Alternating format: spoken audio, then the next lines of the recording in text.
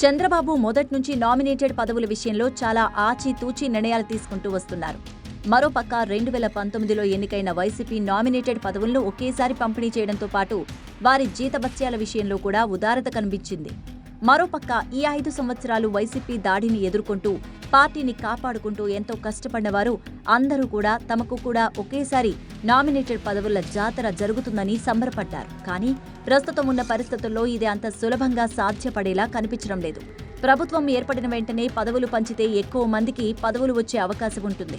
2-3 సంవత్సరాల వ్యవధి కలిగిన ఈ పోస్టులు తమ టెన్యూర్ పూర్తయ్యేలోపు టీడీపీ 2 సార్లు అయినా ఇచ్చే అవకాశం ఉంటుంది. కానీ ఏర్పాటైంది కూటమి ప్రభుత్వం కాబట్టి చంద్రబాబు, పవన్ కళ్యాణ్, లోకేష్ కుదిరితే పురంధరేశ్వరి కూర్చుని ఈ పదవులపై ఒక క్లారిటీ తెచ్చుకోవాలి.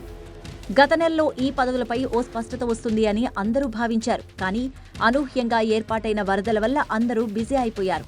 నిజానికి దసరా సమయానికి నామినేటెడ్ పదవుల్లో తొలి జాబితా విడుదలవ్వాల్సి ఉంది.